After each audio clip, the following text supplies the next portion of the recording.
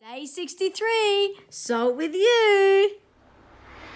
Hi everyone, welcome to Salt, welcome to Sunday. Really lovely to be here with everybody.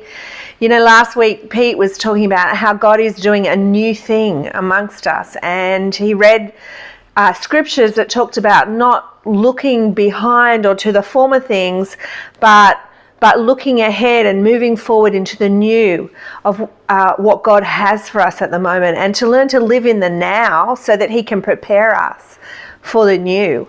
And I don't know, I've had this sense for a period of time now that it feels like I'm in a cocoon, that God is wanting to do something on a whole across the board as a community that's new, but he also wants to do something personally within me so that I have the capacity to carry the new into the new season.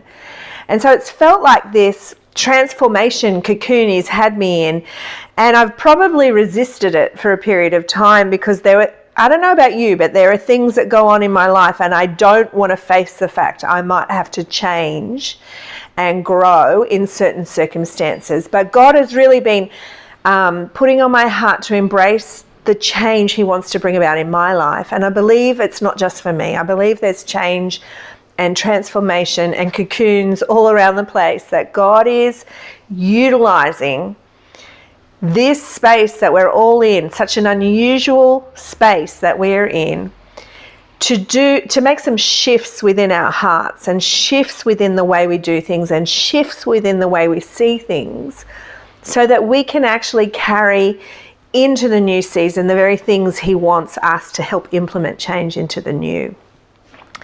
And so am I prepared? My question to myself has been, am I prepared to let God reveal some things in my life that he wants to shift?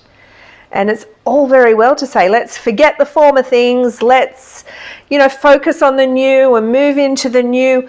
But how do I actually change? How do I actually embrace change? And how do I actually allow change to take place in my life? And change can be really scary. How do I change the way I think when it's the way I've thought since I can remember?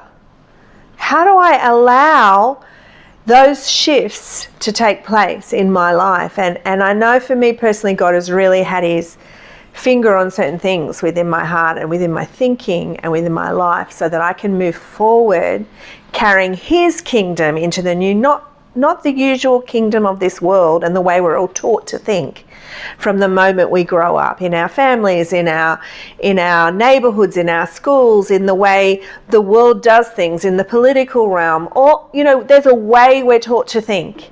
And God is actually like, that's not necessarily of me. I want you to be able to be transformed in your mind so that you can think like me and do the things I ask you to do, not the things that the world says this is how you do it.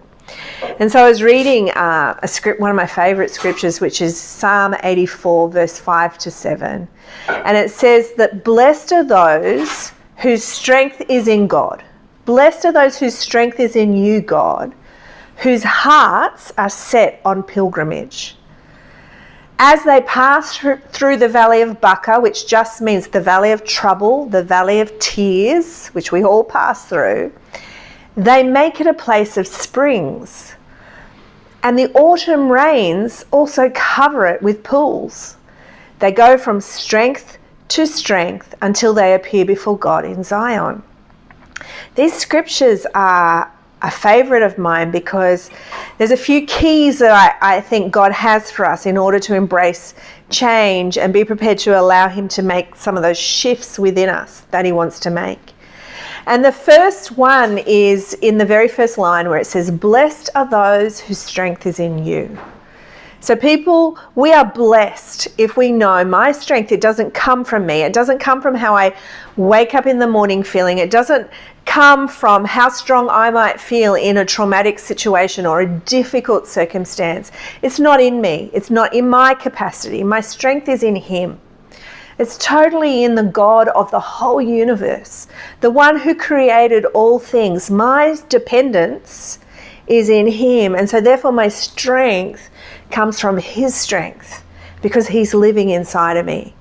And so blessed are those whose strength is in him and whose hearts are set on pilgrimage. I don't know if you've ever taken a pilgrimage of sorts, but it's simply a sacred journey. And they're often long journeys. They're journeys that we can embark upon where we allow ourselves to undergo, as we move from location to location, a sense of sacred spiritual transformation. And so if I'm blessed, if my strength is in him and my heart is set on the fact that my life will be a pilgrimage. My heart is set on it. I know that I'm not going to remain stagnant. I'm not going to remain just as I always am and be who I always am, because this is who I am and how I've been for the rest of my life, and I'm not changing for anyone. No, you know what? We can live like that. We can totally live like that, and we can miss all the transformation prompts that God is giving us in this moment. Or I can set my heart on pilgrimage, on a sacred journey where he wants to meet me in that place and allow change to take place in my life. Because it says here, as they pass through the valley of Baca, or as they pass through the valley of trouble and the valley of tears, and I'm pretty sure all of us know what that feels like. I don't think many people have escaped the valley of trouble or the valley of tears or multiple valleys of trouble and tears. But as we pass through that place, if my strength is in him and my heart is set on pilgrimage, then I have the opportunity to now make that desert place, that valley place, a place of fresh water, of springs, of life, of hope. That's phenomenal. I don't have to just endure it. When transformation takes place in me, I can transform the world around me. I can transform the circumstances I am in to be a blessing, to be a place of springs, rather than a place of desolation. So how do we do that? How do we actually do that? And I actually feel like it's going back to that place of pilgrimage. See, a pilgrimage will not, if I am setting my heart on a pilgrimage to become more like Jesus in my pilgrimage, it's not going to make me bitter. It's not going to make me harder.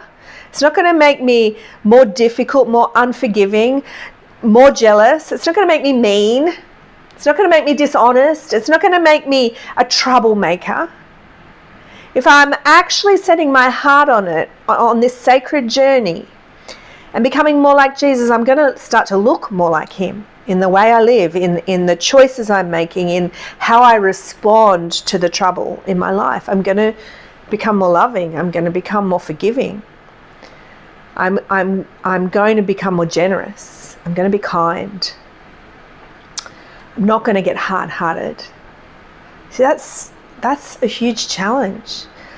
For me personally, there's circumstances that are going on in my life right now that are challenging me in this, and God has got his finger on me and he's saying, Meg, you can put boundaries in place, but you have to learn how to love here. Because that difficult person or the people that are causing pain to you, I actually love them. I want you to pray for them. I want you to love them. I want you to be able to forgive them, because you're not much help to me if your heart gets bitter and your heart gets hard and you carry the weight of the world in a way that the world tells you to carry it, with vengeance, with being vindictive, with being mean towards someone that's mean towards us. It's not how he's called us to live.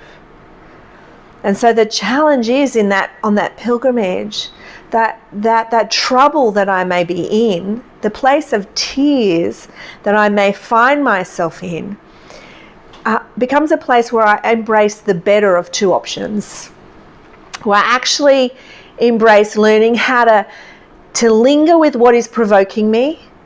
If I linger there, if I stay there for a moment, I actually find that the Spirit of God is right there.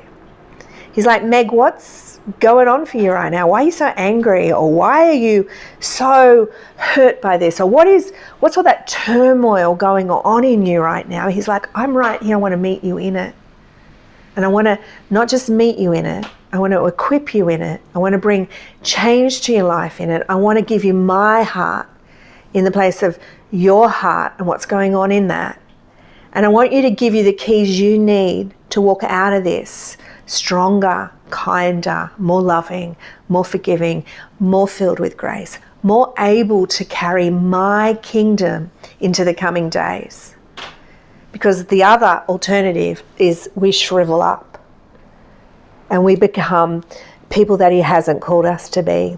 And so he's called me, as I walk through the place of and the valley of trouble, to make it a place of springs, to bring life to it, to bring joy to it, to bring hope to it. But I have to allow him into the pain. And then water attracts water. It says the autumn rains also cover it with pools. So the fact that I'm embracing this pilgrimage and bringing life into a desolate place by allowing him to transform my thinking and my heart and my responses means that I'm going to attract more life into that place. And then it says they go from strength to strength. So not only do I attract more life, when my strength is in him, I attract more strength in that place as well. I actually become stronger in that place. I mean, this is amazing. There are so many keys in these just couple of scriptures that can unlock my life and allow me to become all he's called me to be. Because for each one of us, he has things for us to do in this next season. He has people for us to love. He has people groups for us to love. And we're not going to do that well if we're not allowing him to bring the change into our hearts and into our lives that he's calling us to embrace right now. So I really want to encourage you. I'm excited about the future. I'm really excited, but I don't want to miss out on a single thing he is wanting to do in this cocoon space he has us in. And so I encourage you to look to him, to linger in the areas that are provoking you, with the people that are provoking you, and ask him this question: what is it that you want to do in me? What is it that you want to do in my heart? How do you want to change my thinking? How do you want to soften my heart? How are you asking me to bring life to this circumstance rather than to push back with things that are not of you, God? So let me pray for you today.